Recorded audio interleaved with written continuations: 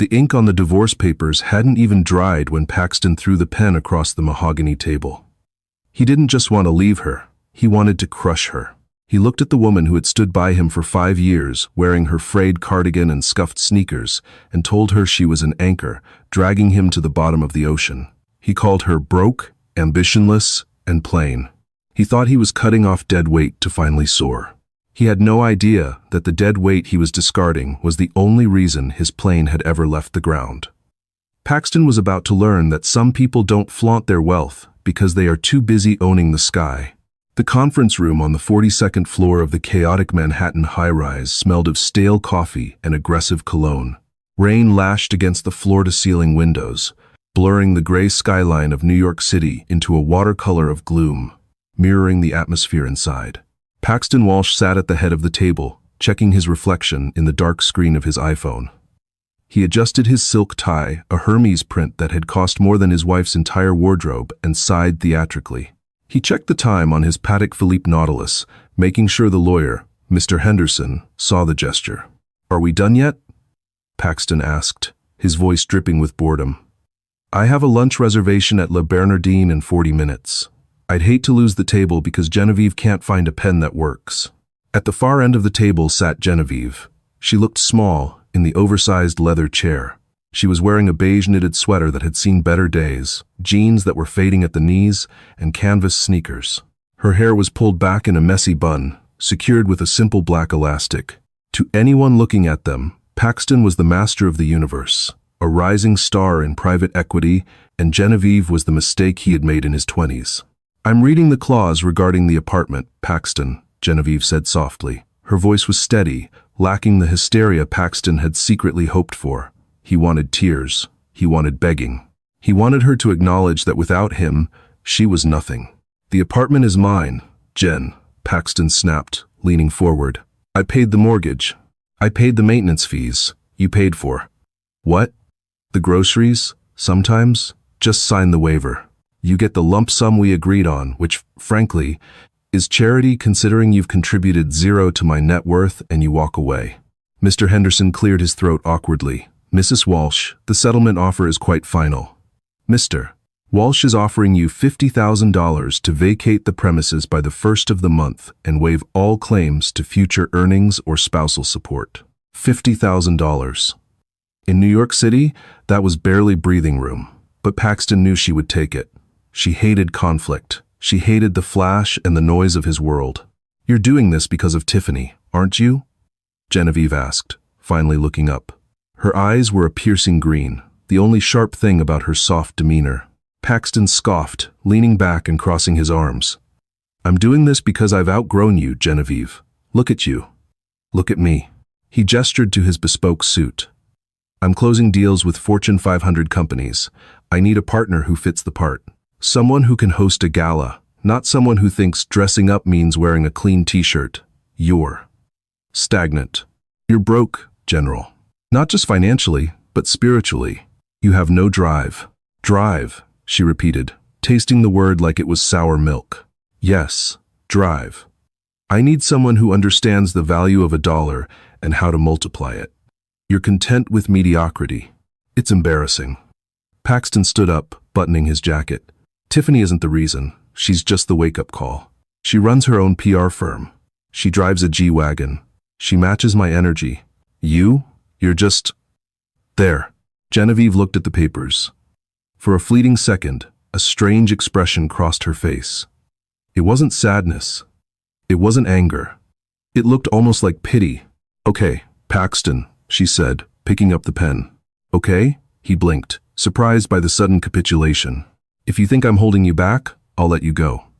She signed the document with a flourish that seemed too elegant for a broke housewife. She pushed the papers toward the lawyer.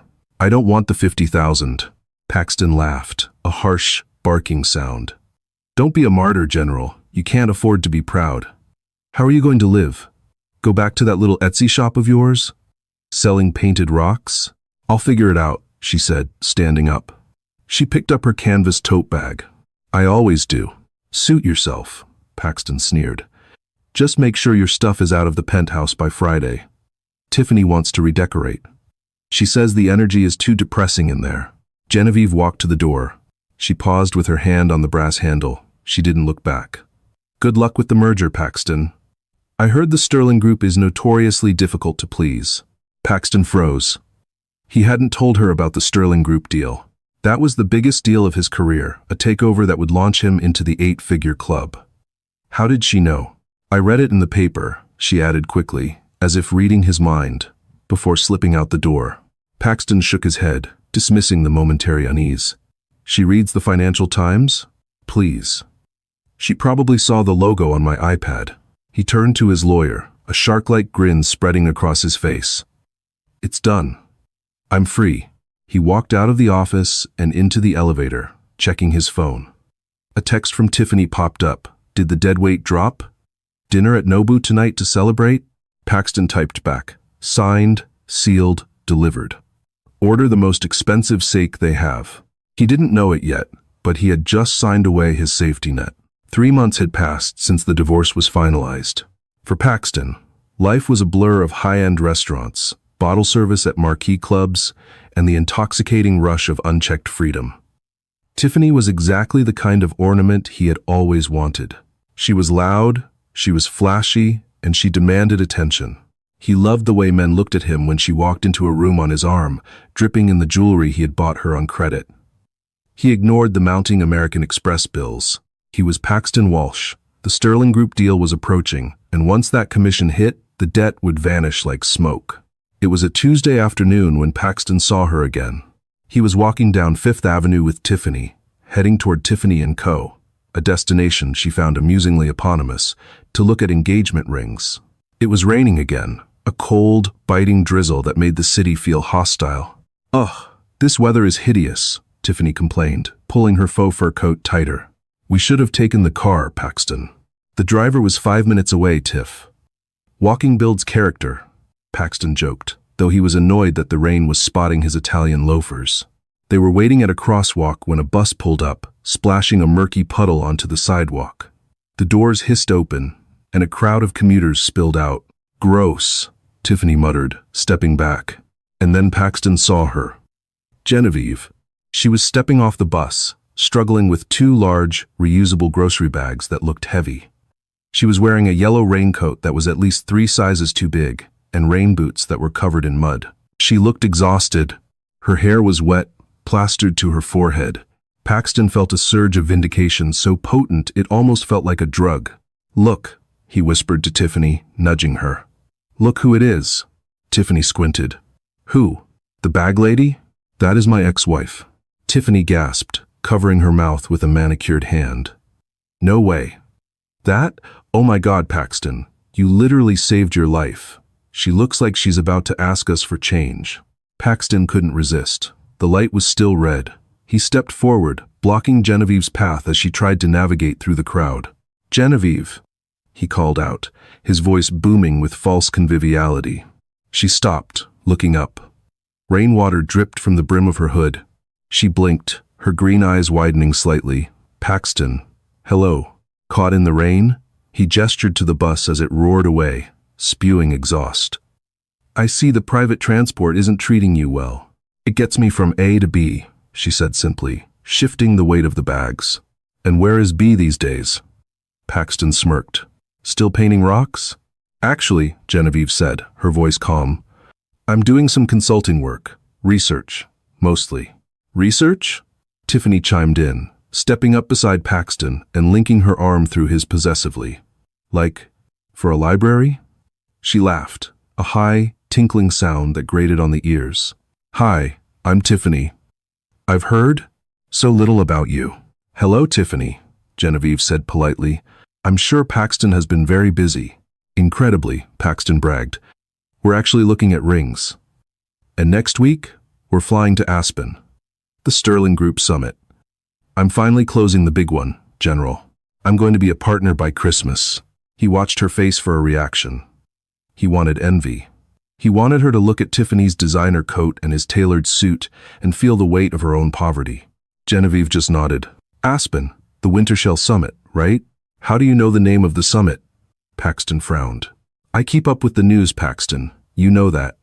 She adjusted her grip on the bags. Be careful in Aspen. The weather can be unpredictable this time of year. And the airfield.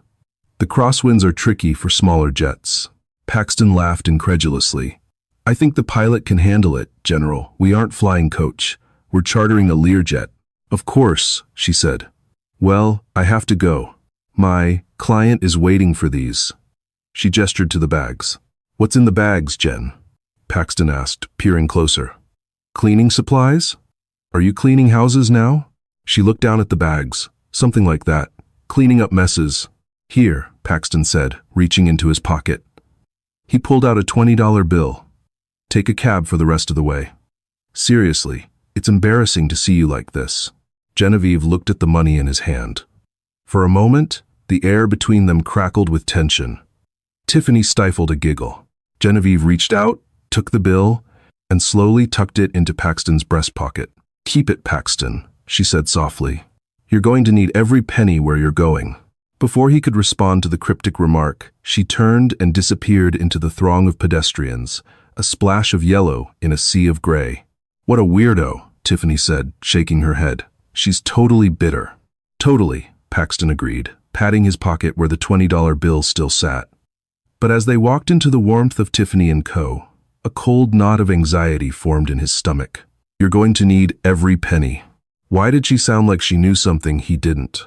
Forget her, Paxton muttered to himself. She's nobody. She's the past. He focused on the diamonds in the display case. He was Paxton Walsh. He was a winner. And winners didn't worry about women who took the bus. The weeks leading up to the Aspen Summit were a whirlwind of stress and anticipation. The Sterling Group deal was the holy grail of Paxton's firm, Vertex Capital. The Sterling family was notoriously private, an old money dynasty with holdings in shipping, tech, and aerospace. They were looking for a new firm to manage a portfolio worth $3 billion. Paxton had secured the meeting through sheer tenacity, badgering the Sterling family's lower-level executives for months. He had never met the CEO, a figure shrouded in mystery who supposedly took over the empire 5 years ago after the patriarch passed away. Rumors swirled that the CEO was eccentric, reclusive, and ruthless. If you land this, his boss, an overweight man named Gormley, had told him, "You're not just a partner, Paxton. You're a legend. But don't screw it up. These people smell fear, and they smell cheapness." Paxton took that to heart. He leveraged his credit cards to the max. He booked the best suite at the Little Nell in Aspen. He bought Tiffany a new wardrobe for the trip. He chartered a Learjet 45 for the flight out. It was expensive, painfully so, but appearances were everything. The morning of the flight, the Teterboro Airport terminal was buzzing with the elite. Paxton stood by the window, sipping an espresso, watching the private jets taxi on the tarmac.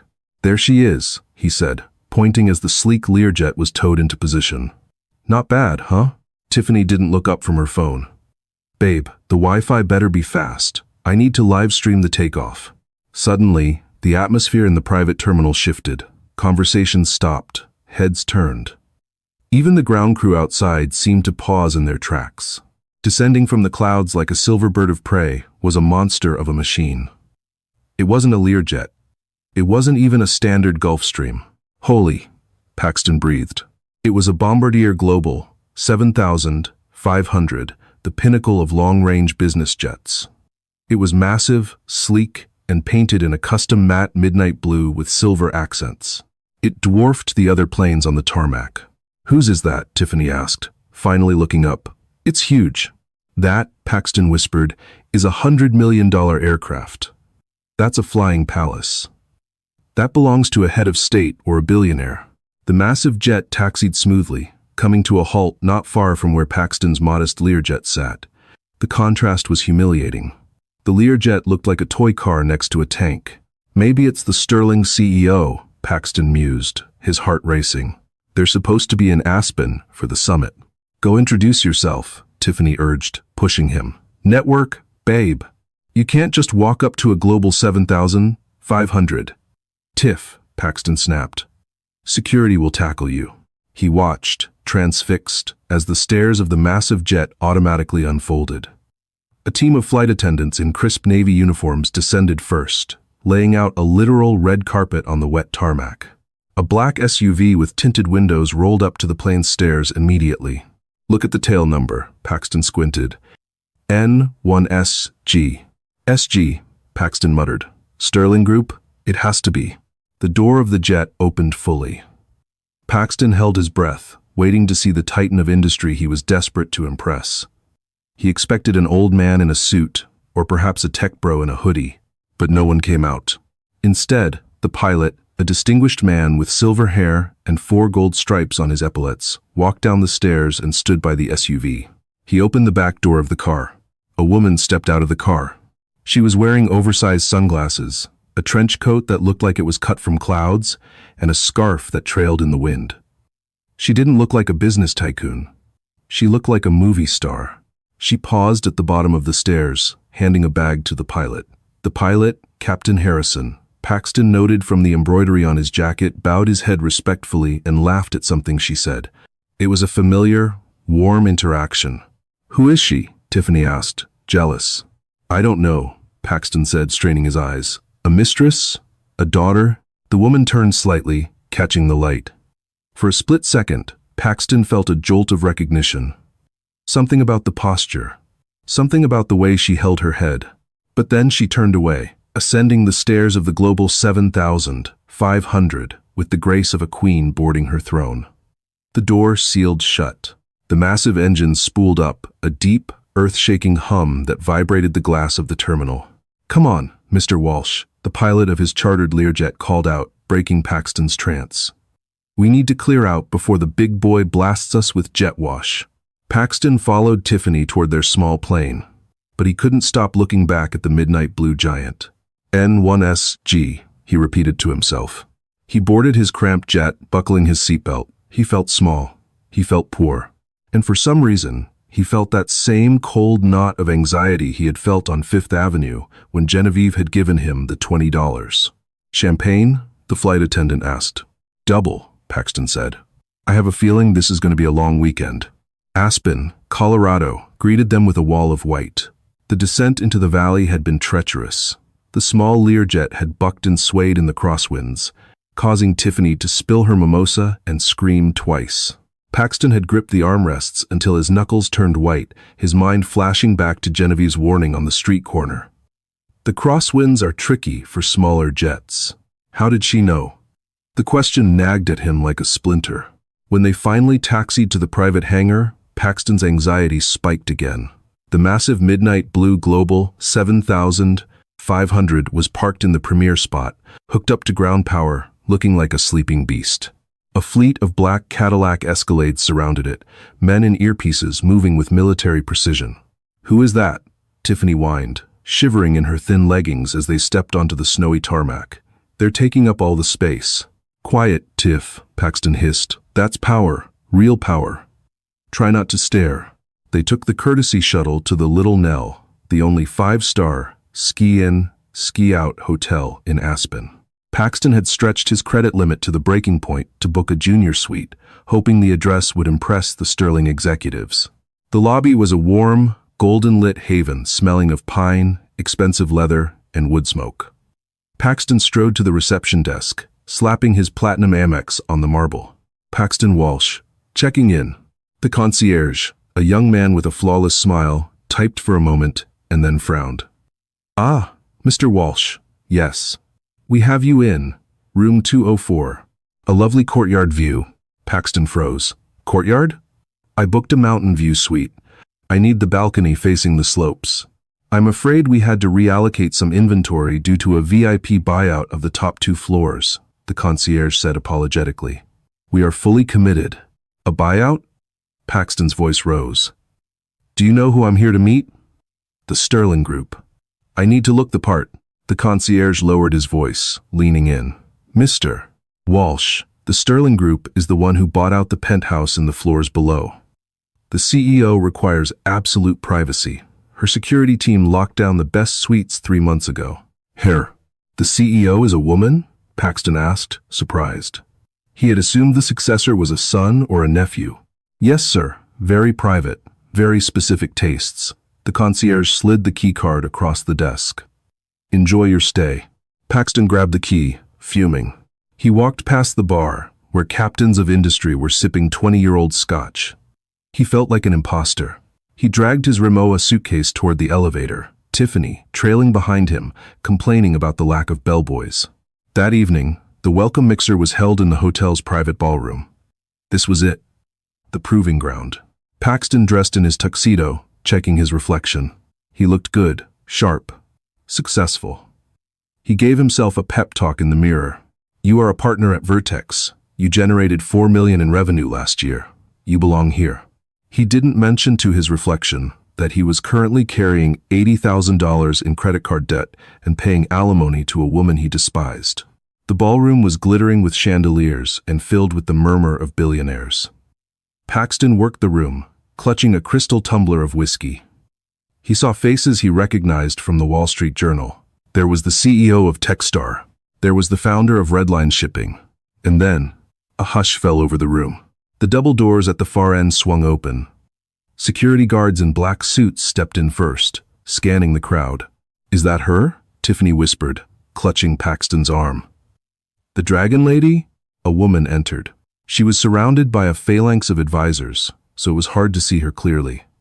She wore a backless emerald green gown that shimmered like liquid money.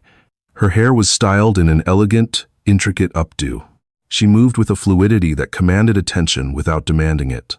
She didn't stop to chat. She moved straight toward the VIP section, a roped-off area raised slightly above the rest of the floor. Paxton stood on his toes, trying to catch a glimpse of her face.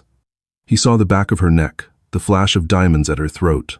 She looks familiar, Paxton muttered, the alcohol buzzing in his head. Everyone looks familiar to you. Tiffany scoffed, bored. Can we go? The vibe here is too stiff. I want to go to the club downtown. We are not going to a club, Tiffany. I need to shake hands with someone from her team. Paxton abandoned Tiffany by the chocolate fountain and pushed his way toward the rope line. He spotted a man he recognized, Marcus Thorne, the CFO of the Sterling Group. This was his chance. Mr. Thorne, Paxton called out, flashing his best salesman smile. Paxton Walsh, Vertex Capital. Thorne, a silver-haired man with eyes like flint, turned slowly. He looked Paxton up and down. Vertex? Ah, yes, Gormley's boy. I'm leading the pitch tomorrow, Paxton said, extending his hand. Thorne didn't take it. Are you now? Thorne took a sip of his drink. We've heard interesting things about Vertex. Aggressive. Hungry. We get results, Paxton said, puffing out his chest. We value integrity above results, Mr. Walsh, Thorne said coolly. Our chairwoman is very particular about the character of the people managing her family's legacy. She has an uncanny ability to spot a fake. Paxton felt a bead of sweat trickle down his back. Well, I look forward to meeting her. Thorne smiled, but it didn't reach his eyes. Oh, you will. Tomorrow at 9 a.m. sharp. Don't be late. She hates tardiness, and she hates excuses. Thorne turned his back, effectively dismissing him. Paxton retreated, his heart hammering. He felt like he was walking on a tightrope over a canyon. He found Tiffany, grabbed her arm, and marched her toward the exit. Ow, what is your problem? She snapped. We're going to bed, Paxton growled. I need to be perfect tomorrow. My life depends on it. As they waited for the elevator, Paxton looked back at the VIP section. The woman in the green dress turned slightly. For a second, he saw her profile. A shiver went down his spine. It couldn't be. The nose, the chin. It looked exactly like Genevieve. But Genevieve was in New York, probably eating ramen in a studio apartment. This woman was dripping in diamonds worth more than Paxton's entire existence. It's just the stress, he told himself. Get a grip, Walsh. The conference room the next morning was more like a tribunal. The long table was made of black marble, polished to a mirror shine. The windows looked out over the pristine, snow-covered Rockies, but the temperature inside the room felt colder than the air outside. Paxton sat on the left side of the table, flanked by two junior analysts from his firm who looked terrified. He had his presentation loaded on the iPad, his charts perfected, his opening lines rehearsed. On the right side sat the Sterling Group executives, Marcus Thorne, the legal counsel and the head of operations. But the chair at the head of the table, the throne, was empty. The chairwoman will be joining us shortly, Thorne said, checking his watch. She is concluding a call with the Prime Minister of Japan. Paxton swallowed hard. The Prime Minister. He adjusted his tie. His hands were shaking slightly. He hid them under the table. The heavy oak doors opened. "All rise," a security guard announced, as if it were a court of law. Everyone stood up. Paxton smoothed his jacket, his eyes glued to the door. The click-clack of heels on the hardwood floor echoed like gunshots. First came the scent, a subtle mix of jasmine and expensive vanilla. It hit Paxton's nose before he even saw her. It was a scent he knew. A scent he hadn't smelled in 3 months. A scent that used to be on the pillow next to him every morning. No. Then, she walked in. She was wearing a white power suit, tailored to absolute perfection. It fit her like armor. Her hair was down, cascading in soft waves around her shoulders. She wore no jewelry except for a simple, vintage gold watch on her wrist. She walked to the head of the table and placed a leather folio down. She didn't look at the executives. She didn't look at the view. She looked directly at Paxton. Paxton's legs gave out. He collapsed back into his chair, his mouth falling open. The air left his lungs in a painful wheeze. It was Genevieve. Not the Genevieve in the oversized sweater. Not the Genevieve with the messy bun. This was a Genevieve carved from ice and steel. Her green eyes, usually so soft and pleading, were now sharp, assessing, and utterly terrifying. "Good morning, gentlemen," she said. Her voice was the same, yet completely different. It held a frequency of authority that Paxton had never heard before. Mrs. Walsh?" The junior analyst next to Paxton stammered, confused. He had met Genevieve once at the office Christmas party. "Miss Sterling," she corrected, not breaking eye contact with Paxton. "My name is Genevieve Sterling." Silence. Absolute, suffocating silence. You could hear the hum of the hard drives in the laptops. Paxton felt like the room was spinning. "Sterling?" he whispered, his voice cracking. "But you told me your maiden name was Miller." "I used my mother's maiden name," she said calmly, sitting down, "to ensure that the people in my life loved me for me and not for the $3 billion attached to my signature." She laced her fingers together and leaned forward. "A test," she added, a small, cold smile playing on her lips. "Which, as we all know, you failed spectacularly." Paxton couldn't breathe. His mind was racing, replaying the last 5 years. The dusty apartment, the budgeting, the way he had scolded her for buying expensive organic milk, the way he had given her an allowance. She was a Sterling. She owned the building he lived in. She probably owned the bank that held his credit card debt. I don't understand," Paxton stammered. "The apartment, the bus, the clothes. I live simply because I enjoy it, Paxton," she said. "I don't need a G-Wagon to know who I am. But when I need to step up, I step up." She gestured to the room, to the hotel, to the invisible jet parked outside. "Now," she continued, opening the folio. "Vertex Capital, you're here to pitch me on why you should manage the Sterling Family Trust." Marcus Thorne leaned over and whispered something to her. She nodded. "I've read your proposal, Paxton," she said. "It's aggressive, high risk, high reward, typical of your style. It's a solid strategy." Paxton managed to choke out, trying to salvage the shreds of his career. "We outperform the market by 12%. I know the numbers," she cut him off. "I also know the man behind the numbers." She stood up and walked slowly around the table, stopping right behind Paxton's chair. He could feel the heat radiating from her. He smelled that jasmine scent again, and it made him want to vomit with regret. "You see, gentlemen," she addressed the room, her hand resting lightly on the back of Paxton's chair. "Mr. Walsh here is a man who values optics over substance. He discards assets he deems underperforming without understanding their true value. He lacks patience, he lacks loyalty, and he lacks vision." She leaned down, her lips inches from his ear. He divorced his wife because he thought she was broke. He threw her away like garbage to chase a shiny new object. She straightened up, walking back to the head of the table. "If a man treats his life partner like a liability to be liquidated," Genevieve said, her voice ringing with steel, "how do you think he will treat my family's money when the market dips? Will he panic? Will he cut and run? Will he sell us out for the next shiny opportunity?" She looked at Marcus Thorne. "I think we have our answer." Thorne nodded solemnly. "Agreed, Madam Chairwoman. Genevieve closed the folio with a definitive snap. Proposal rejected, she said. Vertex Capital is blacklisted from all future Sterling Group dealings. And Paxton? Paxton looked up, his face pale, sweat beading on his forehead. I suggest you check your company email, she said. I believe Mr. Gormley has been watching the live stream of this meeting. My team made sure he had the link. Paxton's phone buzzed in his pocket. Then it buzzed again. And again. A torrent of notifications. You're done here, Genevieve said, pointing to the door. Get out of my boardroom. And get out of my town. Paxton stood up, his legs trembling. He grabbed his iPad. He didn't look at his colleagues. He couldn't look at Genevieve. He walked to the door, a broken man. Just as he reached the handle, Genevieve spoke one last time. Oh, and Paxton? He paused, not turning around. That $20 I gave you in New York? He remembered the bill he had scoffed at. I hope you kept it, she said, because the ride down from the mountain is expensive, and I just canceled your company credit card.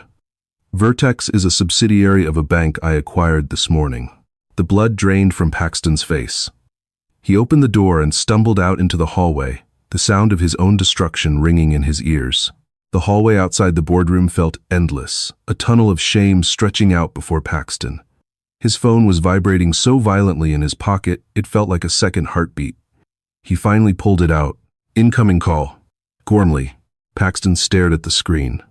He knew he shouldn't answer, but habit forced his thumb to slide across the glass. Gormley, listen, I can explain, Paxton started, his voice trembling. You're fired. Gormley's voice was a low growl, devoid of the usual bluster. Don't come back to the office. Don't log in. Security is already packing your desk into a box. You embarrassed me, Walsh. You embarrassed the firm in front of the biggest capital holder in the hemisphere. But, and Paxton? Gormley added, a cruel edge to his voice. I just got off the phone with legal. That non-compete clause you signed? We're enforcing it. You won't work in finance in New York for 2 years. Good luck flipping burgers. The line went dead.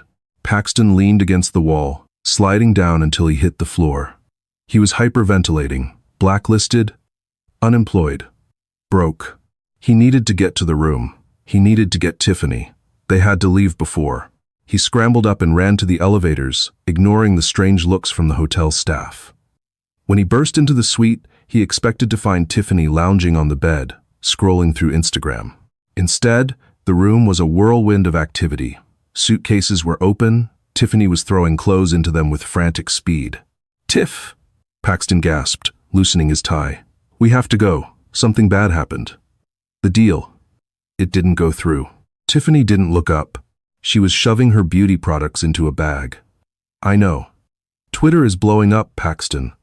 Number Vertex fail is trending. People are saying you got destroyed by the secret Sterling heiress. She zipped up the bag with a harsh sound.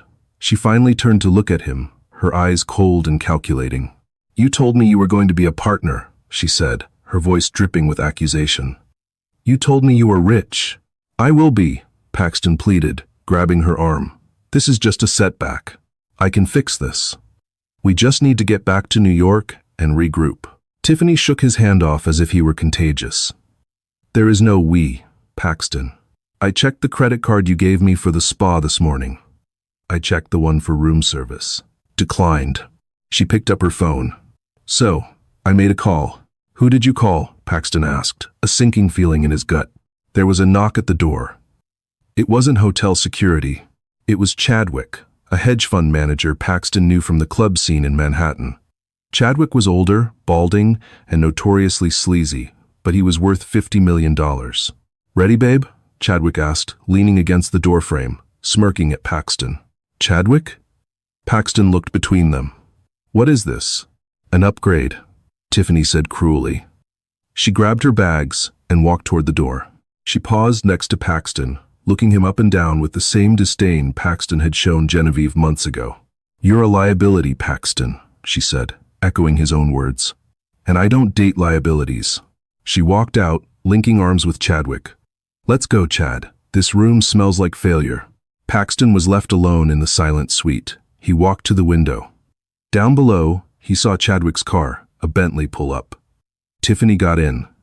They drove away. Paxton walked to the minibar, He needed a drink. He grabbed a small bottle of vodka and cracked it open. Knock, knock. Mr. Walsh? It was the hotel manager, flanked by 2 security guards. We've been informed that the credit card on file has been reported as compromised by the issuing bank. We need you to settle the bill immediately, or we will have to escort you off the premises. How much is it? Paxton whispered. For the suite, the room service, and the spa treatments, Miss Tiffany ordered this morning. $11,000. Paxton laughed. It was a manic, broken sound. He reached into his pocket. He pulled out his wallet. It was empty of cash. His cards were plastic bricks. Then, his fingers brushed against something crinkled in his breast pocket. The $20 bill. The bill Genevieve had given him in the rain. He pulled it out and stared at Andrew Jackson's face. You're going to need every penny. I have $20, Paxton said, tears finally spilling over his cheeks. The manager sighed. Get his bags, boys. Put him on the street. 1 year later, the bell above the door of Stan's 24-hour eats jingled, a harsh, tinny sound that grated against Paxton's nerves like sandpaper. A blast of freezing November air accompanied the new customer, swirling with the smell of stale fryer grease and lemon-scented floor cleaner that permanently hung in the diner.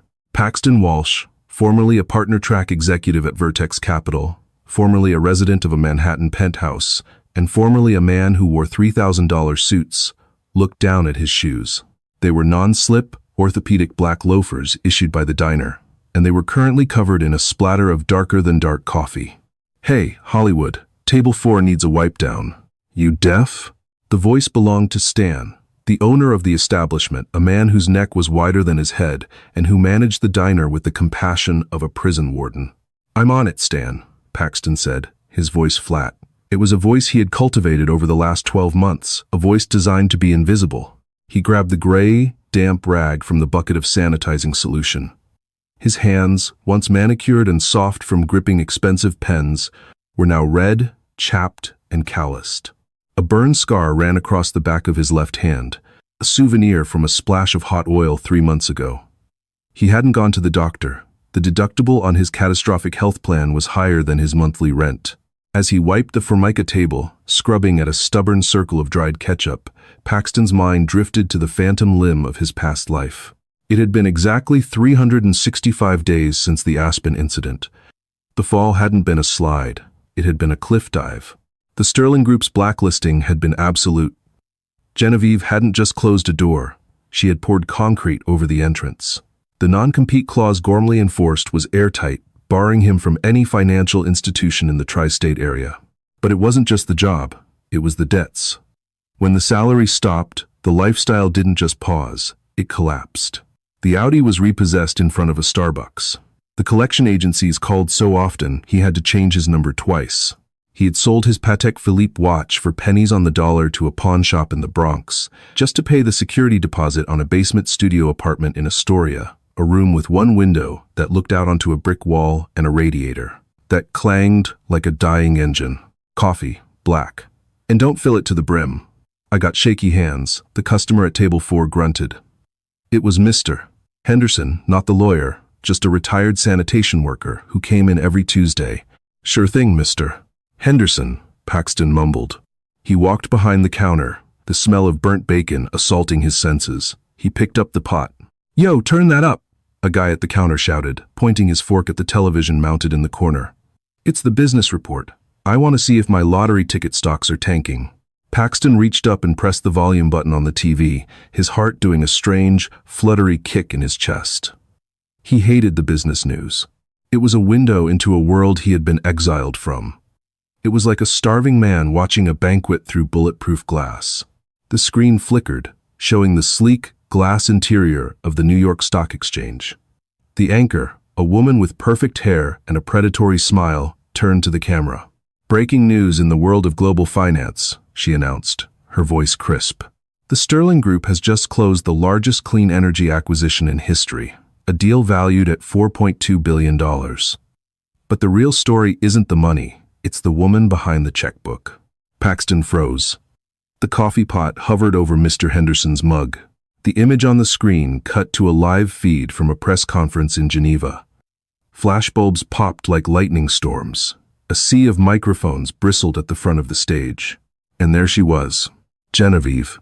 Paxton felt the air leave his lungs. He hadn't seen her since that day in the boardroom. He expected her to look harder, colder, perhaps aged by the stress of running an empire. Instead, she looked luminous. She wasn't wearing the armor-like power suit from Aspen. She was wearing a soft, cream-colored turtleneck and a camel coat draped over her shoulders. Her hair was loose, catching the light. She looked accessible. She looked human. She looked like the woman he had married 5 years ago, only now, she carried herself with the terrifying confidence of someone who knows exactly who they are. "Miss Sterling," a reporter shouted from the throng. "Critics say this acquisition is too risky. They say you're pivoting away from the family's traditional conservative strategy. What do you say to the shareholders who are worried?" Paxton watched, mesmerized. He knew the old Genevieve would have shrunk from the aggression. She would have looked for him to answer. On the screen, Genevieve leaned into the microphone. She didn't blink. A small, knowing smile played on her lips.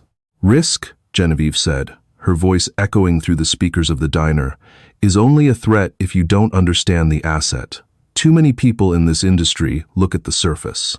They look at the quarterly report, the balance sheet, the clothes someone is wearing. They judge value based on immediate return." She paused. And for a terrifying second, Paxton felt like she was looking through the camera lens, across the ocean, through the grease-stained screen of the TV, and directly into his soul. "I look for potential," she continued. "I look for resilience. The companies we acquired today have struggled. They've been undervalued. They've been called broken. But they have good bones. They have a mission. And with the right support, they won't just succeed, they will redefine the market." The crowd on the television burst into applause. "Damn," the guy at the counter whistled, chewing on a piece of toast. "She's sharp, and not bad to look at, either. That's a woman who knows what she's doing." "That's Genevieve Sterling," Mr. Henderson said, looking up from his paper. "I read about her. Her family owns half the shipping containers in Jersey. They say she took over after her husband tried to swindle her or something." Paxton's hand shook. A drop of hot coffee splashed onto the counter. "Swindle her?" The counter guy laughed. "Serious? What kind of moron tries to play a woman with that kind of juice?" "Some Wall Street hotshot," Mr. Henderson replied, shaking his head. "Article said he dumped her because he thought she was poor. Can you imagine? He divorced a billionaire because she shopped at Target. Guy must be the biggest idiot on the Eastern Seaboard." The words hit Paxton like physical blows. The biggest idiot on the Eastern Seaboard. He gripped the counter, his knuckles turning white. The shame was a physical heat, rising up his neck, burning his ears. He wanted to scream. He wanted to tell them, "It wasn't like that. I didn't know. She hid it from me." But he couldn't. Because he knew, deep down, that the money was just the excuse. He had left her because he was shallow. He had left her because he needed a mirror that made him look big, and Genevieve had been too honest a reflection. "Hey, Hollywood," Stan yelled from the kitchen window. "Stop daydreaming about the rich girl and refill the sugar dispensers. We got a rush coming in." "Yeah," Paxton whispered, his throat tight. "Yeah, okay." He turned away from the screen, but he couldn't block out her voice. "We are also announcing the Phoenix Grant," Genevieve was saying. "A fund specifically for people who have hit rock bottom. Because sometimes you have to lose everything to find out what you're actually worth." Paxton walked to the back of the diner, into the small, cramped employee locker room. He needed to breathe. The walls were closing in on him. He leaned against the metal lockers, sliding down until he hit the cold tile floor. He put his head in his hands. The silence of the locker room was broken only by the hum of the refrigerator. He reached into the pocket of his stained apron. His fingers brushed against paper. He pulled it out. It was a $20 bill. It wasn't crisp anymore. It was soft, wrinkled, and tearing at the edges. It had been in his pocket every day for a year. He had almost spent it a dozen times when he was hungry, when he needed subway fare, when he just wanted a beer to drown the noise in his head. But he never did. He smoothed the bill out on his knee. "Take a cab," he had told her. "It's embarrassing to see you like this." He remembered the look in her eyes when she handed it back. It wasn't anger. It was pity. She had known then what was coming. She had tried to warn him. "You're going to need every penny." She hadn't destroyed him. She had just let him destroy himself. She had stepped out of the way and let his own arrogance be the guillotine. The door to the locker room banged open. It was Stan. "Walsh, what are you doing? Taking a nap? I got a table of 6 wanting burgers. Get your ass out there." Paxton looked up. For the first time in a year, the fog of self-pity shifted slightly. He looked at the $20 bill. Then he looked at Stan. "I'm coming, Stan," Paxton said. But his voice was different. It wasn't the flat drone of a broken machine. It was quiet, but it was steady. He stood up. He carefully folded the $20 bill and placed it back in his pocket, right over his heart. It wasn't money anymore. It was a receipt for the life he had sold for cheap thrills. He walked back out into the diner. The business report was over. The TV was now playing a soap opera. The patrons were eating, arguing, laughing. Life was moving on. Paxton picked up his notepad. He walked to the table of 6. They were young, loud, wearing suits that looked cheap but flashy, the kind of suits he used to wear when he was 22 and hungry. "What can I get you, gentlemen?" Paxton asked. "Yeah, give us a round of beers," one of the young men said, snapping his fingers. "And make it quick. We're celebrating. Just closed a massive deal. We're going to be kings of this city." Paxton looked at the kid. He saw the arrogance in his eyes. He saw the cheap watch he was flashing, as if it were a Rolex. He saw the way he treated the waitress passing by. Paxton felt a strange sensation. It wasn't envy, it was sadness. "Congratulations," Paxton said softly. "Just be careful. The ride down is a lot faster than the climb up." The kid laughed, dismissing him. "Whatever, Grandpa. Just get the beers." Paxton walked away.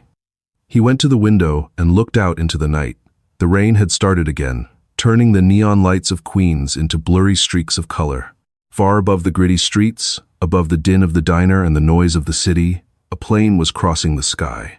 He could just see its blinking red lights against the darkness of the clouds. It was flying high, above the turbulence, heading somewhere expensive, somewhere far away. It might have been her. It might not have been. It didn't matter. Genevieve was in the sky. Paxton was on the ground. The balance sheet had been reconciled. He turned back to the counter, picked up the coffee pot, and went back to work. He had a long shift ahead of him, and for the first time in his life, he knew exactly what he was worth. $20 plus tips. And strangely, as he poured the coffee into the white ceramic mug, Paxton Walsh realized it was the first honest money he had ever earned. And that is the story of how Paxton Walsh learned the hardest lesson of his life. When you treat people like investments, you eventually go bankrupt. He thought he was discarding a broken stone, only to realize too late that he had thrown away a diamond. Paxton is still out there, working his way back up from zero, while Genevieve continues to soar, proving that true class doesn't scream, it whispers. If you enjoyed this story of karma and redemption, please hit that like button, it really helps the channel grow. And don't forget to subscribe and turn on notifications so you never miss a new story. Question for the comments. Do you think Paxton deserved a second chance, or was his punishment exactly what he deserved? Let me know your thoughts down below. Thanks for watching, and I'll see you in the next video.